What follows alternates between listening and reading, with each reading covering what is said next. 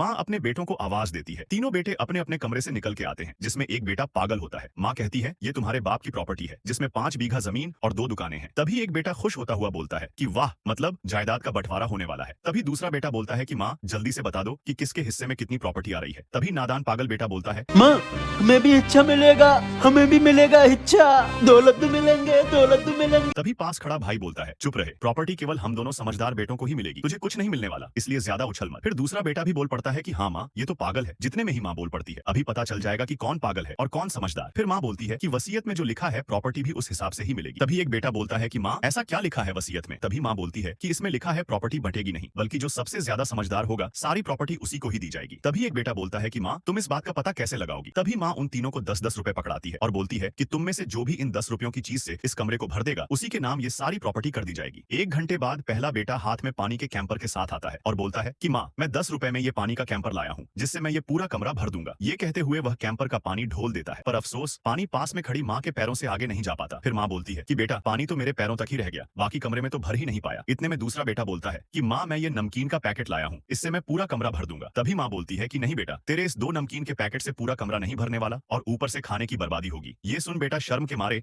अपना सिर झुका लेता है। इतने में तीसरा पागल बेटा भी आ जाता है। तभी एक बेटा अपने आप को ऊंचा दिखाने के लिए बोलता है कि माँ हम दोनों तो कुछ ना कुछ तो लाए हैं, ये पागल तो कुछ भी नहीं लाया। तभी पागल बेटा जेब में हाथ डालते हुए बोलता है कि बड़े भैया ऐसा नहीं है, माँ मैं लाया हूँ और ऐसी चीज लाया हूँ जिससे पूरा कमरा भर जाएगा। ये कहते हुए पागल बेटा दोनों भाइयों से लाइट बंद करने को बोलता है। पागल बेटा जेब से मोमबत्ती निकालता है और उसे जला देता है और बोलता है कि देखो माँ, मैंने 10 रुपए की मोमबत्ती से पूरे कमरे में रोशनी भर दी। तभी माँ प्रॉपर्टी के कागज उठाते हुए बोलती है कि इस जायदाद का असली हकदार तू है। तो दोस्तों, कभी भी किसी को कम ना समझे, पागल दिखने वाले व्यक्ति भी समझदारी वाले काम कर जाते हैं। वीडियो को लाइक और चैनल को सब्सक्राइब करे बिना ना जाएं।